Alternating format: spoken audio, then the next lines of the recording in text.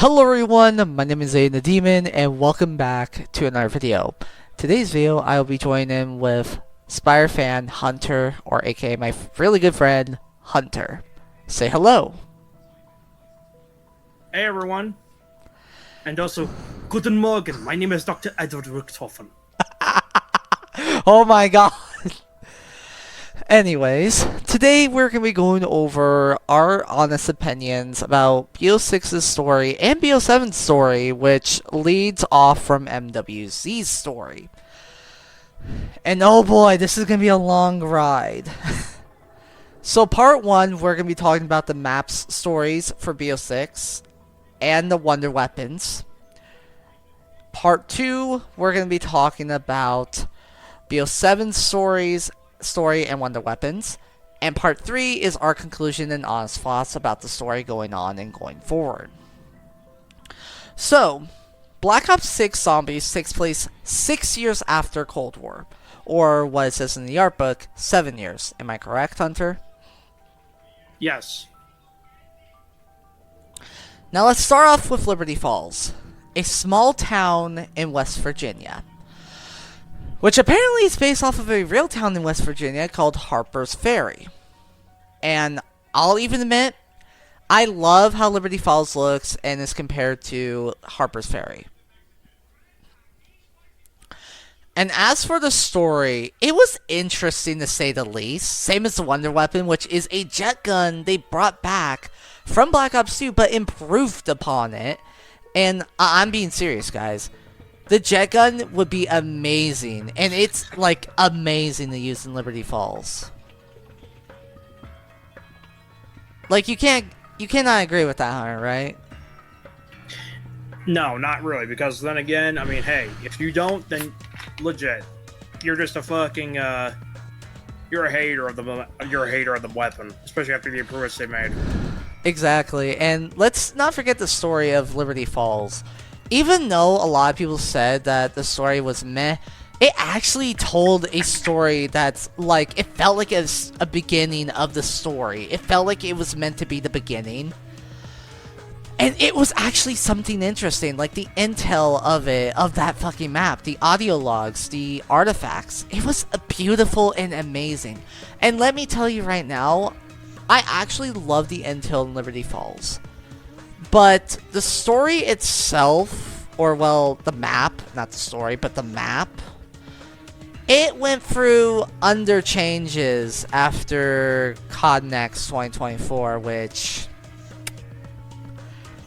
I'm still mad that Treyarch listened to the community and changed a lot of shit in that map and made it uncolorful and just gray.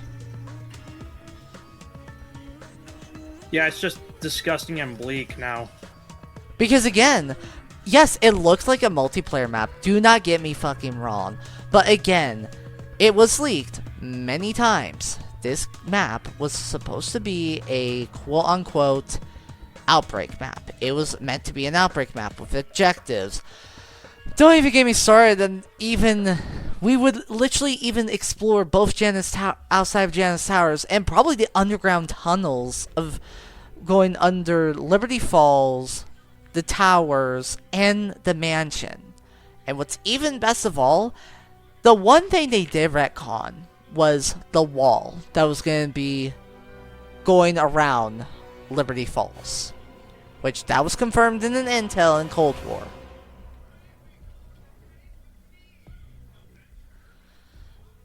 What are your thoughts on that, Hunter? Whereas some of it's really not very straightforward, but some of it's really odd at the same time too. Yeah, because it's really not so much as a thematical feel. It's more like a town that's undergoing an outbreak. Exactly, and that was meant to be what it is. But one thing I think people don't understand and just really hated was that Treyarch has been forced to make zombie mode since after Cold War. For example, Vanguard. We all know how that turned out, but the story, people even said the only good thing about Vanguard Zombies was the story. That was it. Everything else was other dog shit. MWZ. The story actually was interesting, and it was actually phenomenal. But all it was just an open world type of zombies mode. And Treyarch literally, and I mean literally, stopped supporting it like after season 1. And season 2 for MWZ was done by Infinity Ward. But seasons 3, 4, and 5 were finished. And 6 were finished by Sledgehammer. Which really sucks because Treyarch had so many projects working at the same time, and now we got BO6 and BO7 zombies. But right now we're going to focus on part 1 being BO6's story and Wonder Weapons. Yes. Now, speaking of the Wonder Weapons, of course, we got the Ray Gun Mark 1, and then later on we got the Ray Gun Mark 2 returning, but then again, that'll be for later. Mm-hmm. Now, as for another Wonder Weapon that returned from Black Ops 2, which was once again the Jet Gun. But this time, yes, it was reworked and way more better. Now, next map, which was Terminus. Like I said before, it's a map that's set in the middle of an island during a thunderstorm in the Philippines. Exactly. And best part of all, it was actually one of the best maps that Treyarch has ever made, actually. Even the community would even say that. Because, mind you, Terminus took 7 hours to do an Easter egg completion, while Liberty Falls took 45 minutes to an hour, but mainly it was 45. But the best part of Terminus is that the story was actually interesting, to say the least. It had a lot of intel, a lot of documents, a lot of artifacts, but the most interesting part is Terminus has the most intel out of all of BO6 because it has a lot of audio logs, but it has a lot of documents too. And the Wonder Weapon. What was that Wonder Weapon called again? It's been so long since we played BO6. It's a Panawave Sonic kind of thing. Like, it's a Sonic Wave Gun of some kind. I don't know. It has 2 functions. It's basically a laser, but it also has a Sonic, distracting, or Sonic screeching, or some kind of Sonic wave kind of effect to it, which affects the zombies temporarily, but it won't kill them unless you kill them yourself. Yeah, and it's called the DR-11 Beam Smasher. That was what it was called. And yet the quest for this Wonder Weapon was actually interesting, but really idiotic at the same time, if I'm being honest. Like again, it wasn't the worst Wonder Weapon quest, but then again, it was that one, it was the last part, or I think it was like collecting the orbs from zombies is what really kind of got me agitated or pissed off sometimes, because again, it was so hard to do that in solo, and mind you, me and Hunter completed this Easter egg, just me and him, and we can tell you right now, this Easter egg was not easy to do with just me and him. It really wasn't, no. And mind you, both me and Hunter, we suffered in that, even with the boss fight. Yeah. Yeah, we did, and honestly, I legit don't have no comment on it at this time. I mean, I love the boss fight, but I swear to God, he was the most interesting boss fight we ever had. Yes, he was kind of meh for some, but a lot of people really liked the boss fight in this as well, which was really interesting. Now, getting on to Citadel de Moor.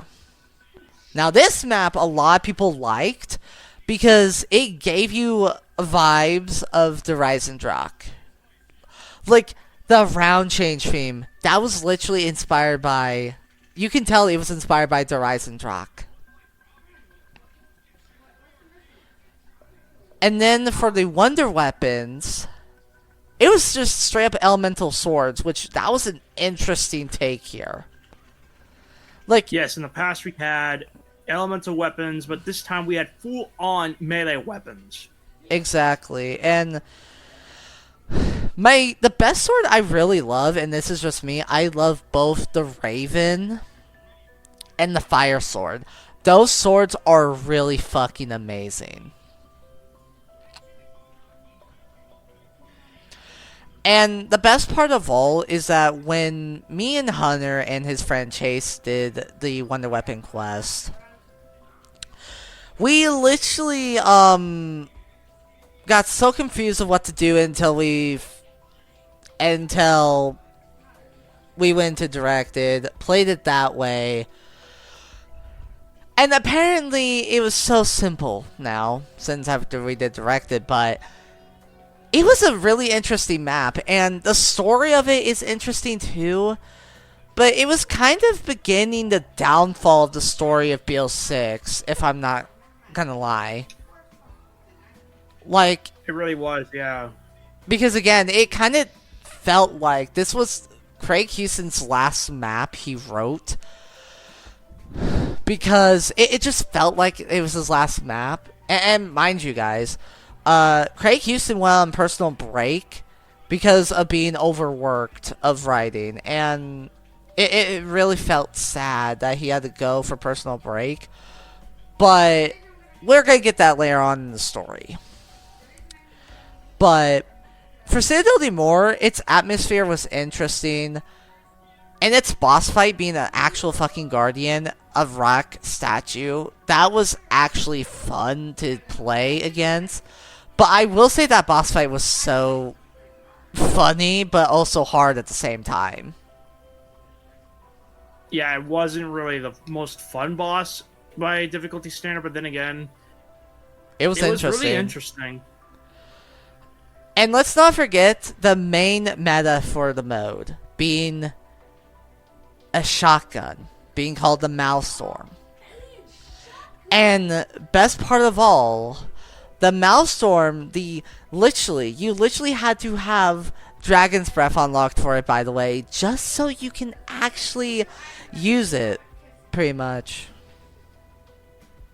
Which was interesting to say the least. It really was, yeah. But what's even interesting the most is that it was like... It really inspired me the most to just use that shotgun, pretty much. I mean, what guns don't? True. There's guns that will and do. Now, as for the tomb, since we're getting there, Hunter, I want you to explain this. Now, this is a map that's very interesting, and if you know Origins, then this should be no different. It's a literal dig site. That's all it is. It's just a dig site. The catacombs, and there's a really interesting point of the map where instead of having, say, like, oh, I don't know, the Pack-a-Punch at the bottom, like the bottom floor of what is essentially this 3-layer catacomb, you, for the first time ever, get to go inside the Dark Ether and explore it through a PY location called the Dark Ether Nexus. Which lets you explore around this little area, which actually puts you in kind of like a spot in the middle of space. But it's more like a pocket dimension. Exactly. And let's not forget, this map was just key jingles at this point, because the Wonder Weapon was literally the Ice Staff back from BO2 Origins, with a twist, because it had a healing, like, it had a healing part to it where, like, after you upgrade it, you got a healing part for this Ice Staff.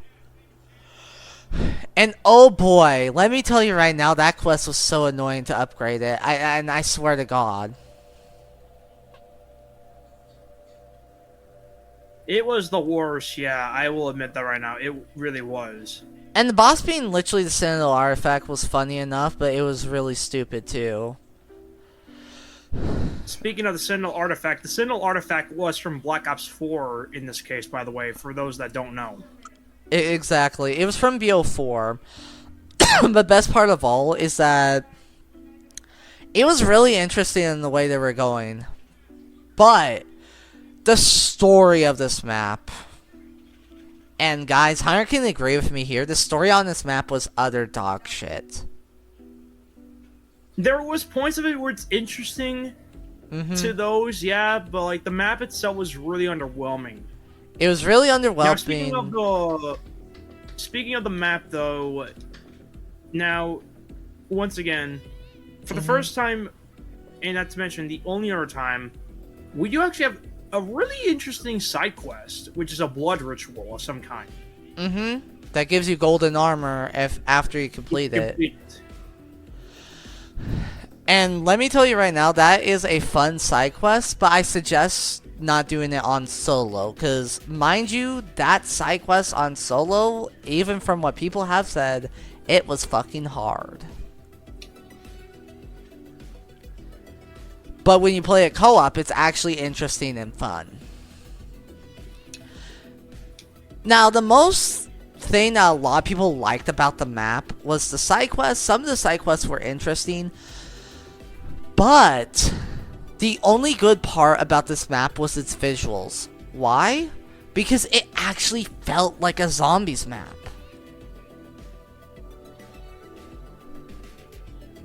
Yeah, Citadel more felt like a zombies map too, but the main thing that really made the Tomb stand out of the other maps was that it felt like a zombies map, and its architecture and its location was beautiful in the inside. The spawn room, it was okay, but the inside of it was gorgeous. And the tunnels, like, wow. And that one room with the red door, like where Quick Revive is, that one room gives you a lot of Ancient Evil vibes. Like, it does. Like, I'm not wrong really there. And what really it inspires me the most is, like, it just makes this map look interesting, and I really love it. For its architecture and its location. The thing I really disliked about it was its story, because it was a beginning, it was literally the downfall of how it was. Yes, some intel was interesting, but some intel was just stupid.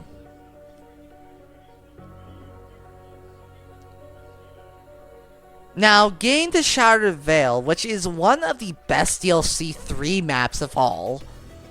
And I'm not joking, it was one of the best DLC 3 maps of all time, but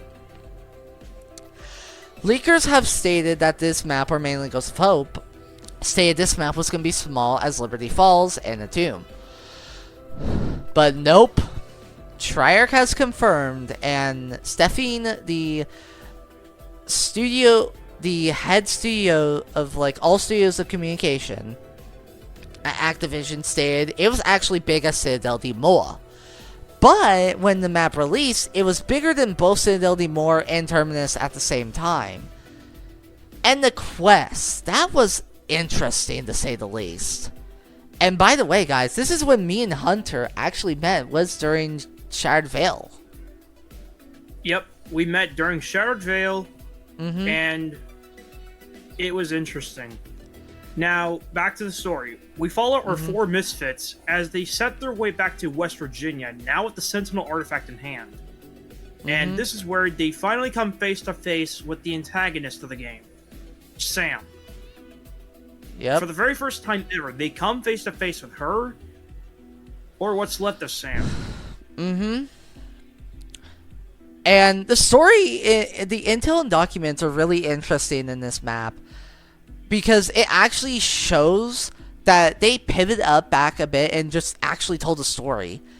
And the Ray Gun Mark II is back as well, but with elemental variants of them. One being an SMG, one being a shotgun, and one being based off of a sniper rifle. Or, I think, a marksman rifle, pretty much. Was sniper rifle, it's marksman, but it was actually like Black Ops 4. It was like those elements with the ray gun. Black Ops 4 had 4 of them, but Black Ops 6 actually has 3 of them. And the Easter egg is so good too, because they even told the story a lot, and Richtofen even interrupting them at times too. And that's what I really loved about that, was that Richtofen was actually trying to stop them from believing in the Sam. But after we do the main quest, it literally got to a point where Sam literally fully lied to us and admits she fully lied to us, and that, how do I say it? She betrayed us to the exactly. point where now she has the Sentinel artifact, and everything is now gone to chaos and madness. And she this is where we finally meet back up with Dr. Richtofen, or as we know him in this game as his variant, this is Director Richtofen, or Eddie. For the most part. And after that, like, cutscene, we literally get back and spawn back into the main room of the mansion. And then this is where the Z-Rex comes in. And mind you guys, this is the best zombie boss you can ever go against. It was challenging, to say the least. But of all fairness, I think out of the whole group, I think the Z-Rex boss was our favorite boss fight, right? Correct. It was. And I can even say right now, it was interesting. And mind you, I actually did this map in Directed too, and I beat it. It took me a few tries, but I actually beat it in Directed mode by myself. It's easy, to say the least, but it's really weird and complicated.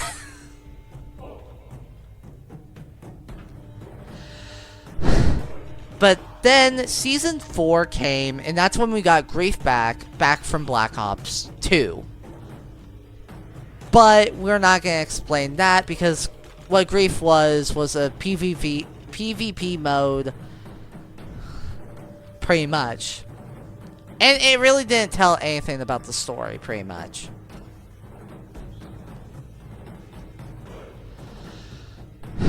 Now, for the last and final map for BO6, which this pissed off a lot of people in the community, like with its story, by the way. Reckoning. Now, this map was one of the most unique maps we've ever gotten, even being based off of Black Ops 2, Die Rise.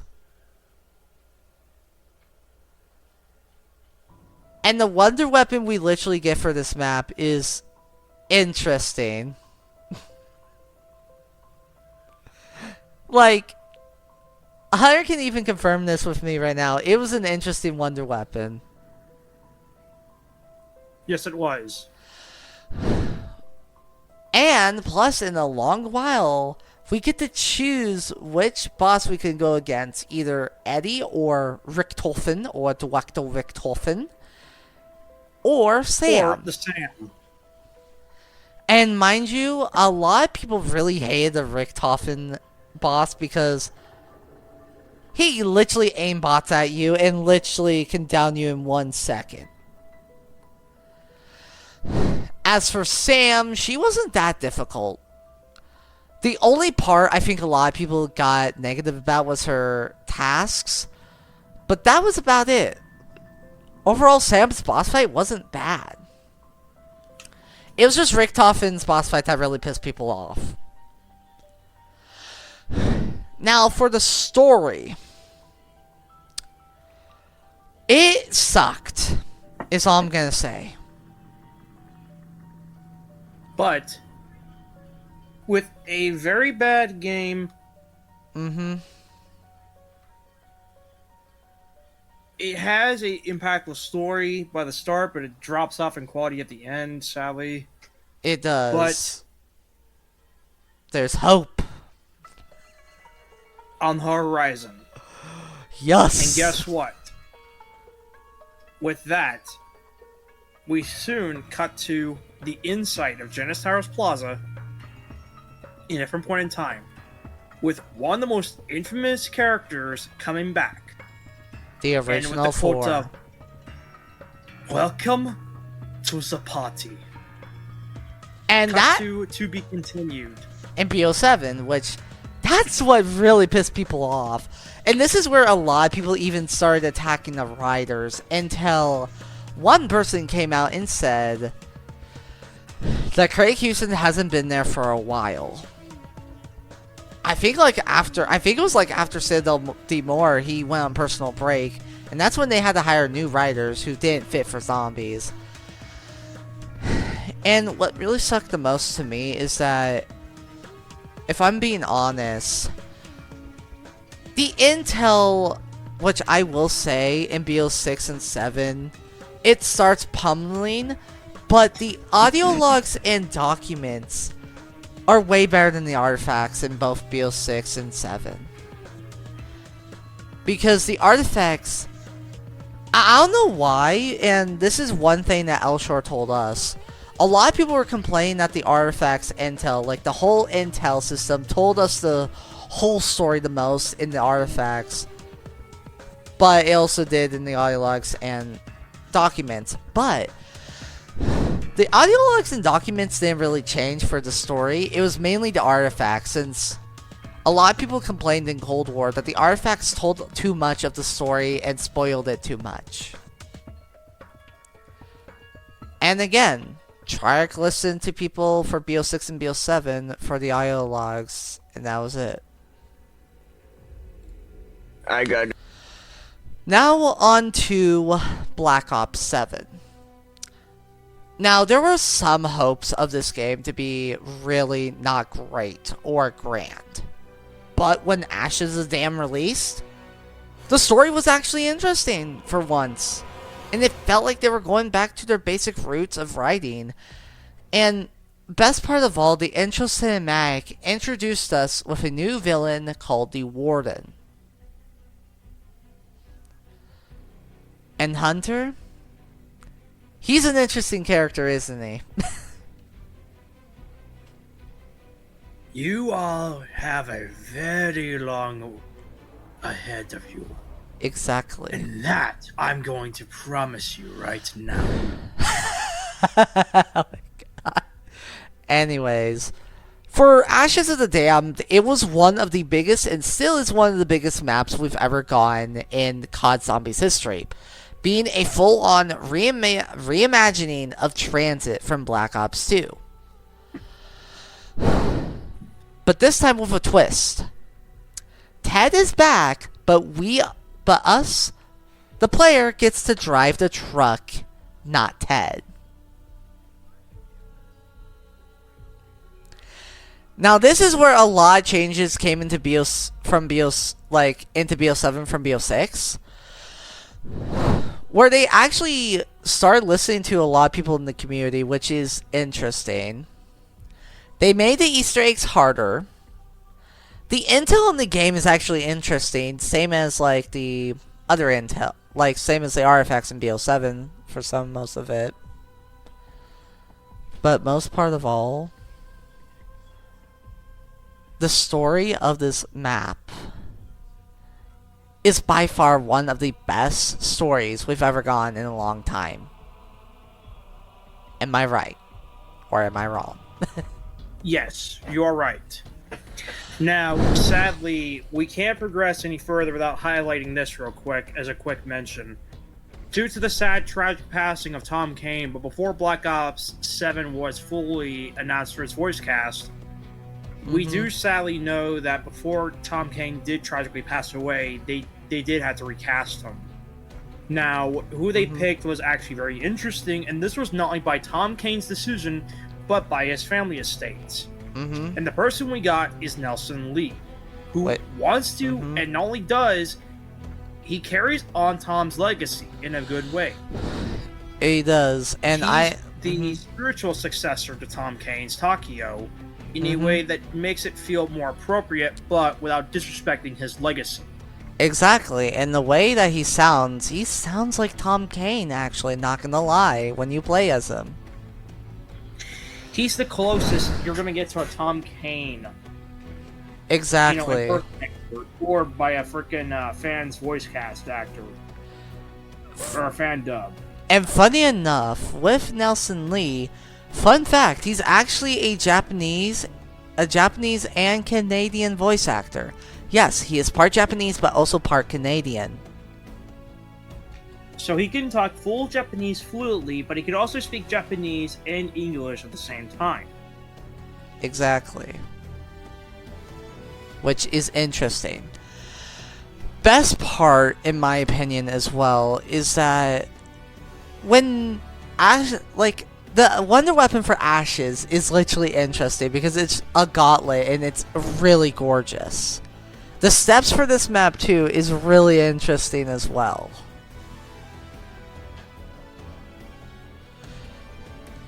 But when we get to the story though of Ashes, it literally tells a bit of the story of like the locations of why they're in the Dark Ether. Like, why were they transported into the Dark Ether? And then we got the Entity, who we might can say who is back from MWZ, but we'll get that later on into the video. The Entity is interesting. Her character is really interesting and really lovely. And first time in a while, we also got a confirmation from Treyarch that all the maps will have different voice acting or different announcer quotes, which has not been seen since the mixing of Mob of the Dead, and believe it or not, these are unused quotes for Black Ops 3 Revelation. These being for the announcer quotes for the Shadow Man and Dr. Monty. Exactly. Now on to BO7. That being, and I mean literally that being, Astra Malorum, which... Now hold on a second. We can't skip over the boss. Oh yeah, we can't. My bad. Over the boss. We can't. Now, what can we say about the boss? Well, for me and my thoughts, first things first, as the guest. Now, at launch, the boss was way more difficult, and to the point where the community complained and whined so much that they wanted it nerfed.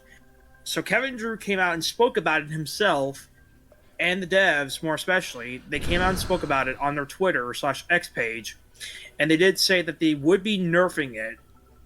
However, for the cursed mode, which is a later segment, but I will highlight this real quick. They did state that it was reverted back to the original difficulty in cursed mode only. So, unfortunately, if you were to do cursed mode pre or post nerf, then you're fresh out of luck. Now, getting back to the main thing of it. Now, as our operator crew, these new 8, the OG crew and the Requiem crew, who are called Tempest, they are a mix between the traits of both Ultimus and Primus Dempsey, Nikolai Belinsky, Takio Masaki, and Dr. Edward Richthofen. Yep. These 4, alongside our Requiem crew, all have their souls taken from them by the freaking Warden. Now, the way this works is this. Each map has 2 of them being restored outside of only one exception, which we'll get to in a moment. The first 2 up is Dempsey and Maya. And our first boss is an Apothicon-like creature named Daetherion. Who's an interesting boss fight. We beat him, we free him, he restores both Dempsey and Maya, then the female voice from before, the giant floating head, and you will forgive me if I do not drop everything to do the bidding of some gigantic floating head. Yeah. But nonetheless, this mysterious head teleports us to another location, another pocket dimension in the middle of an interesting location. Next up, Astra Malorum. And let's just say, before we get into Astra Malorum as well, there is a side Easter egg for Tank Dempsey, where we got to find out that that he was from a version called, or his version of his world had Liberty Falls in it, where he also worked with Weaver.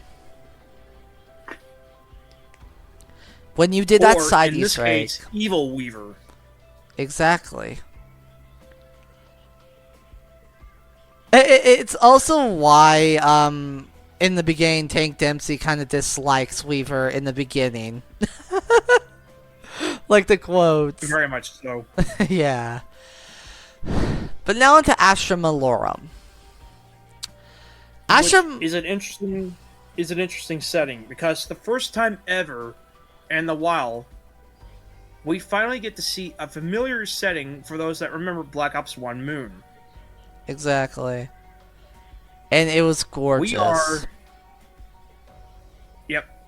We are in the middle of a pocket dimension, but that's not all. Best part is We're in space. In space. Yes. In space. In space. As once was mentioned before, they are flying through a meteor shower being attacked by Ravengers before landing on a mysterious skull-like place, which ends up being the map itself, of sorts. Mm-hmm. Which means Old Tessie is destroyed, sadly, in the process. Yep. By crushing Ravengers. Rip. Yep. Now, what can we say? Well, for one, the boss, or the mini-boss, being Oscar, he's the most annoying elite. Excuse me. Most annoying elite. The most annoying elite or special enemy we've had up to this point. But the Wonder Weapon... Excuse me. Once again, excuse me. Sorry. The Wonder Weapon being the LGM-1 is a really unique original Wonder Weapon, especially with the fitting of the theme being outer space. Yep. It's a UFO firing rifle or weapon or launcher that fires up to 3 discs, but when it's pack-a-punched, it fires up to 6 discs that can actually do damage over time, but it does significantly do not much. But it does actually help in, situations where you need to kill the exfil boss, which is Nuber Klaus, or you need to do a different step, which you will need to do later on. Mm-hmm. Now, as for the Easter egg itself, it's basically an astronomer of its own right. Mm-hmm. And it's interesting. If you know astronomy and how it is, this will be an easy piece of cake for you, but as for the average Zombies player, absolutely not. Exactly. And when we get to the story, like the end, like I'm saying this right now, me and Hunter can even confirm it. Astra Malorum has the shortest intel out of every Zombies map from both BO6 and BO7. It has the shortest intel you can ever get. It may have the shortest, but hey, doesn't mean it's not worth it to seek out. Exactly, Now, and it's speaking of interesting. side quests, this one we have a Nikolai side quest, which actually shows how he ended up in this dark, how this version of Nikolai ended up in the Dark Ether, and what sin he committed, which we'll not mention fully because it'll take way too long. We'll basically cover it like this: a demon took shape of him, or took over his body, and basically killed a bunch of people. That's what we'll say. Now, moving on to the boss itself, being Caetherius. Now, Caetherius is a very familiar creature if you know the comic book character from Marvel called The Thing, aka Ben Grimm, who's literally a person who's made out of literal rock. That is what Caetherius is. Caetherius is a legit freaking entity made out of rock, and she packed a punch, and a heavy one at that. And best part of all, she's actually the freaking rock skull the map's on. Indeed. And for the very first time ever, we get to actually see a different planet that's not Earth for the very first time. We are on the planet Mars, which is where the boss takes place. And it's interesting. Now, we rinse and repeat the same formula as Vatherion, and we'll do so for these other 2 maps later on. Which is up to Kwakajo, which we'll get to in a moment. We basically beat Caetherius, then Nikolai and Dr. Gray gets restored, then the voice comes back again, but she's sadly interrupted and cut off, and Caetherius teleports away as our 8, now half restored, with being the first of the OG4 being Dempsey and Nikolai, alongside Dr. Gray and Maya, with the other half still not restored yet and still gray tone. Exactly. They are approached by the Warden once again, and they're dragged into hell, into another pocket dimension of a gate jail. Now, you would think this would be Alcatraz Prison or Alcatraz Island, aka Mob of the Dead, but no. It's worse. It's Nuketown. Wait. Nuketown, but it's bad. Post-apocalyptic kind of future. Mm-hmm. Now, Paradox Junction. We get into Paradox Junction. Mm-hmm. Paradox Junction. I'm gonna say it right now. This is where the artifacts start getting shittier, but we're not gonna talk about the artifacts because we're giving up on those. The audio logs and documents of this map is really gorgeous. Because in the very first time, it tells us a story about the Warden. And the intro cinematic officially confirms Ava Jansen is the entity from the beginning of Ashes. Which is really unique. It is indeed. But now, this is where we get into another story plot, and this will be a significant important. If you had beaten the prior two maps, you will hear a pair of voices, which sounds like little girls. Now, these are our newest characters to the story. These being the twins, as they're known as. Yep. Memories of inheritance of personalities between both younger Samantha Maxis from Black Ops 1, What Up War, up to Black Ops 4. Now, the other one is the remaining evidence of what is remaining of the current Samantha we knew and followed since Cold War. Exactly. And this being the one that looks normal, whereas the zombified one, that one's the other one. Now, in terms of the boss, we have a dark floating heart. And throughout the Easter egg, we also get to do some really stereotypical cliche stuff that you would do either at school or when you're a kid. You get to play freaking tic-tac-toe kind of thing. Hopscotch. Yeah, hopscotch. Then we also have, Foursquare. Then we have a tree cutting thing, which is a later step, or before step. We have a piano step, and then we have a bunch of other stuff. Now, and do mind you, by the way, this is what I'll say for the map. It's not really the best, but it's honestly probably better than any other map we could have gotten, especially if it was like a pit stop, which is what it was. We beat the heart, and then we learn about these two characters more and more as the game progresses. Now these two end up coming in possession of a magical chalk, which draws us a portal to our next location. Now, this is the one where Zombies really takes a very big risk. We go back to the classic era, fully in terms of narrative setting and location. Ladies and gentlemen, my God, this was my legacy. Welcome to Totemreich, people. Yes, we are in Germany.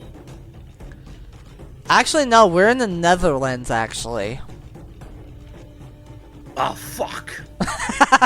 You forgot about that? No, it's just me making a bit, so there's Richtofen. Whatever. I know. Anyways, Totenreich had one of the best, and I mean one of the best stories they could ever tell. And I am not lying. The story is getting better and better. But when it comes to the intel for the documents and audio logs, it was so gorgeous. And there's even some audio logs and intel that literally confirmed that Richtofen was a full-on Nazi. Yes. That being his side quest. And his side quest was so interesting, but what's best part of all is that Richtofen made a deal with Cortifex, and funny enough, he also has Element 115 with him. And best part of all, the nuked New York City map was referenced in the audio logs where Richtofen seriously nuked New York City. And it was in an effort to win the World War of World War II in his dimension. Yep. That's not all. Before we get back into the full story, a side note that should be mentioned. For the very first time since, well, funny enough, the Rise of Draka, we finally get to see the Origins giant robot again for the very first time in full swing. But this time, it's piloted by a very well familiar figure. If you remember the characters that were voiced by Fred Tatasciore, which was not only Nikolai Belinsky, but also Dr. Ludwig Maxis. Or being Samantha Max's father. New variant of Dr. Maxis, who is your robot's intercom kind of speaker. Mm-hmm. He's the voice in the robot's freaking mech. Even though you don't physically see Maxis, you do hear the voice. Exactly. Now, it's surprising to see Dr. Maxis again, but this time, this dimension's version of Dr. Maxis. Being a robot. Which we have yet to see fully. Mm-hmm. We have yet to see. You know what's funny, though, is like literally Richtofen calls the giant robot, I think his name's Tyr. He says, "Tyr, my poor baby, what did the big giant man do to you?" Like, he says that, and I'm like, oh my god. Now, getting back to the story. For the very first time since, well, believe it or not, Citadel, we have a melee-based wonder weapon yet again. Yep. The reason why we didn't mention, well, Paradox Junctions was because it's the Blunder Gap from Black Ops 2 and Black Ops 4. Exactly. Which has nothing really of substance, but it does have a new variant called the Sundergat. A new elemental variant of the Wonder Weapon, which actually feels a lot more fitting to Mob of the Dead's roots and love letter to the Mob of the Dead fans. Mm-hmm. Now, getting back to this one. This is a full-on melee Wonder Weapon again. This is called the Jotun Star. And it basically fits the theme of the map, with it being a unique take on the Chains of Hades in the Greek mythology, but this time it has a bit of a different twist. It's a flame kind of effect when you charge it over time of you getting kills with the Wonder Weapon itself. Yep. It helps especially when it comes to frost rounds, and also helps significantly in the boss fight against the Shadowsmith of this map, who's a literal giant freaking ice kaiju. Exactly. A literal kaiju. And that boss fight is also interesting too. And if you think that's not the best part of all, the giant robot even comes back and fights that freaking giant kaiju, which is Dark Harbor, or the Carver, or whatever you want to call him. But basically, call him funny giant Iceman in this case, I guess. Yep. And I'll even admit right now, the atmosphere of that map was so beautiful too. It really is. Now the ice rounds though, those were annoying as shit. They're miserable, yeah. Now the ending. The ending is where we get the most biggest twist and reveal of all of the Dark Ether up to this point. Now, this is where we also get to see the full final restoration of Dr. Richtofen, who demands the Shadowsmith to restore him. And if you're asking, what does he do? Well, the Shadowsmith in question is not only annoyed, but he's agitated with Richtofen and his attitude of him demanding it. So what he does is he grabs Richtofen by the throat, raises him, and practically chokes him, mostly. But basically, he gives him his life force back, and calling him pathetic. Pathetic little human. And an arrogant little bastard, too. For how and he was. On his head with his bare fucking finger, which restores him. And as he falls back, but Dempsey and Maya catches him. Mm-hmm. Now, we get to the ending of the map, which, once again, shows us the biggest twist of the Dark Ether 2. It is slowly falling apart. And this is where we get introduced to the next teaser for the next map, Kawakajo. Kawakajo is a interesting setting. Now, this feels like a map that could have been set in BO1, or not BO1, sorry. Excuse me. This is like a map that honors both Black Ops 2 and World at War. World at War's campaign and Black Ops 2's zombies in a way that is a very big love letter to those that love World at War's campaign and those who kind of really had a hater kind of going for Black Ops 2. This being Tokyo's map. And this is where it sadly gets a little bit more saddening. Once again, due to the passing and tragic passing of Tom Kane before the map came out, the devs did add a dedicated to Tom Kane message at the start of the cinematic in the trailer, but it was removed in the game, sadly. Mm-hmm. And that goes without saying this real quick, before we get into the discussion of the actual map. There is a Tokyo Easter egg that honors Tom Kane on the map. Mm-hmm. And it's really beautiful. It is. It really is. The song is really beautiful too. But honestly, we do miss you, Tom Kane. We really do. Fly high and soar high, and know that you've been finally put to rest. You and your samurai sword may rest. What really sucks the most is that a lot of people fucking cheated in this map and that. And this is what Hunter said to me, and this is what I'm going to say to you guys. It's blessing, but a curse. Yes, it is. The blessing being it was solved, the curse being it was cheated. And very much so, sadly. Now, the intel in this map is really interesting. Like, it's so interesting that we get to find out who the killer was of Takio's father.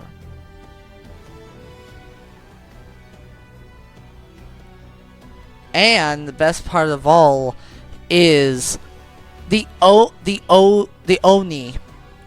In the side quest of Takio, Takio kills his brother Takashi, his twin brother Takashi, by the way, and apparently the Oni is a representative of his twin brother Takashi, pretty much.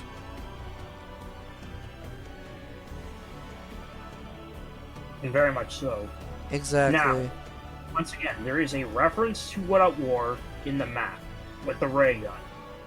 Now, if you may know, Hard Landing in What At War has a little drag if you did it, which was jumping a bunch of random pods in the map.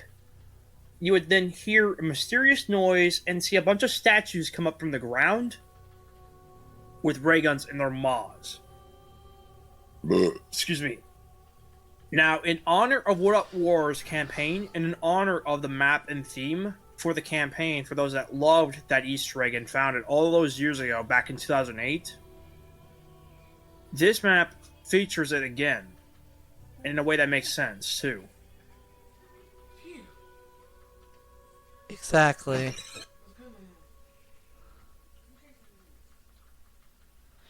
And what's even the best part of all is that this map's boss fight was actually interesting, because me, Hunter, Elshore, and Aaron completed this Easter egg today, or well, yesterday. We're recording this at like 1 in the morning for me, but it'd be 3 in the morning for... And it's 4 o'clock.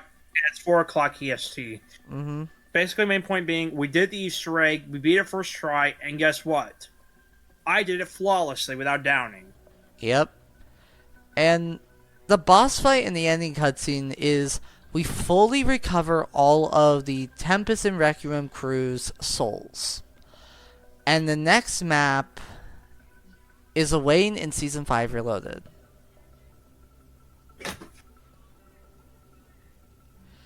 Now, the wonder weapon of this map, though, it's so funny but also interesting because it fits the theme of the map, being a yokai cat. And I mean straight up yokai cat. And it's a really interesting wonder weapon since it's an original wonder weapon, but two, it actually feels and fits the map properly.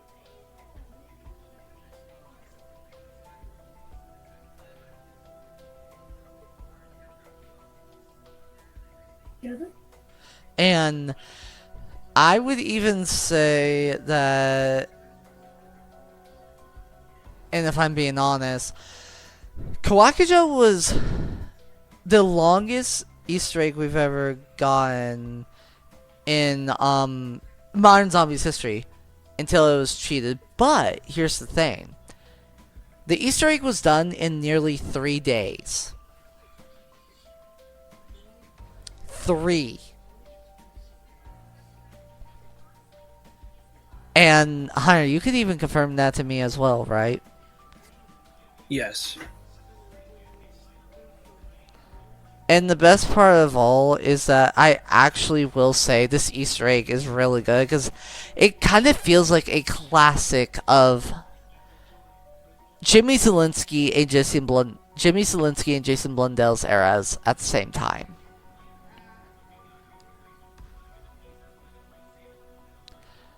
But best Once again, it's a nice return to form, especially for those that really did think that the game really couldn't do any other environment. Well, it did. For the first time in ever. And for the first time in almost 20 years, we have a map that fully hybrids both Black Ops 2 Lava with a setting and map narrative that belongs to what I wore. And with the theming of it being a castle, kind of Japan architecture. And it exactly. works.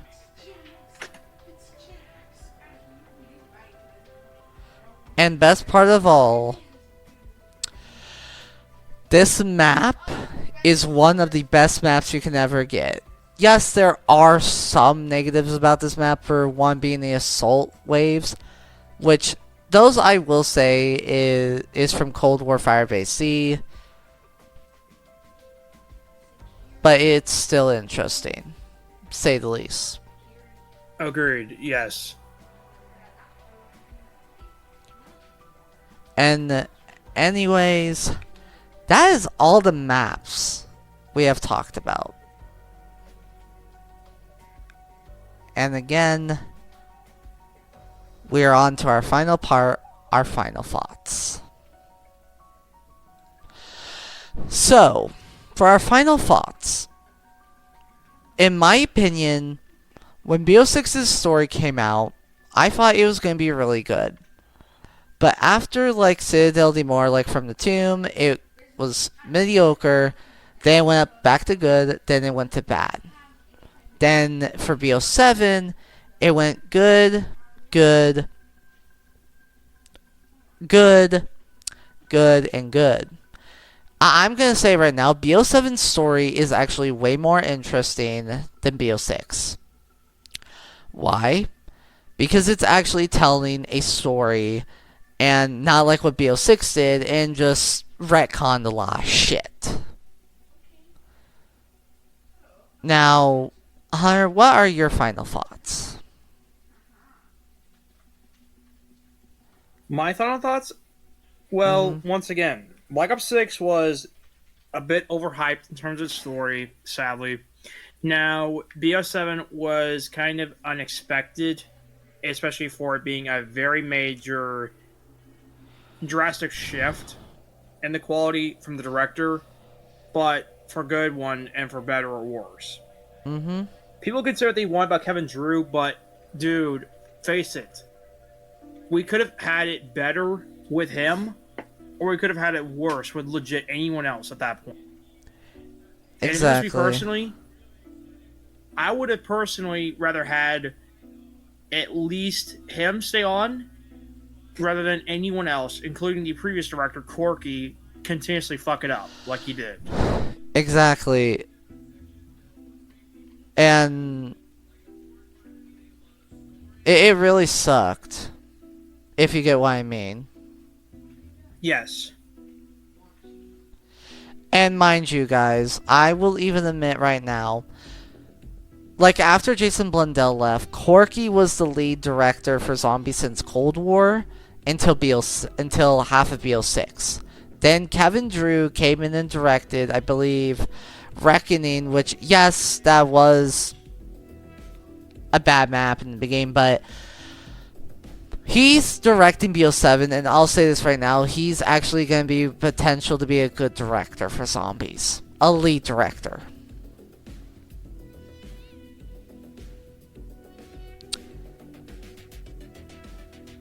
And if I'm being honest, people who straight up hate Kevin Drew,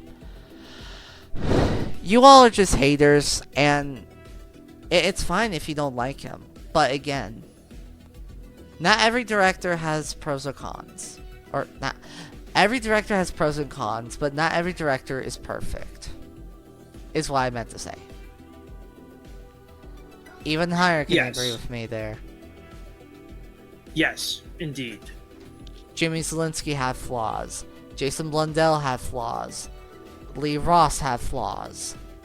Corky has so many flaws. And Kevin Drew has flaws too.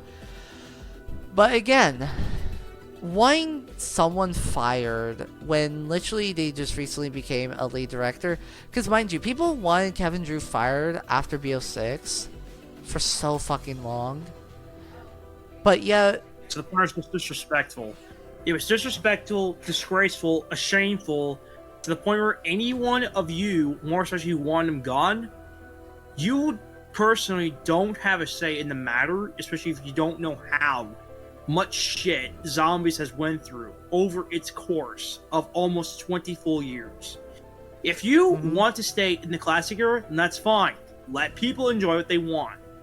Exactly, and we can even say right now, yes, me and Hunter do think Modern Zombies has issues, but again, it's still fun, like Classic. Classic Zombies is fun, but Modern Zombies can also be fun. And speaking of Classic and Modern, for the first time ever, they introduced Cursed, which is a hybrid mix between both Classic and Modern systems. Exactly. And it works. It's not perfect, but hey, ladies and gentlemen, you got what you want.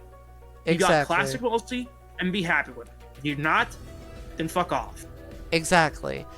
And there's even relics now where you have a 4 perk limit being one, another one being armor. Like, you spawn in with no armor, but you get golden armor, but that one's actually bugged at the moment. And last but not least is literally the classic point system is back. But yeah. Overall of what we would say about BO7 and BO6, or mainly BO6 and BO7, it feels like BO6 was fucked over because of Modern Warfare Zombies, while BO7 feels like it's going in the right direction with its story. Again, I hope you guys enjoyed... Anyways, I hope you guys enjoyed this video with me and Hunter.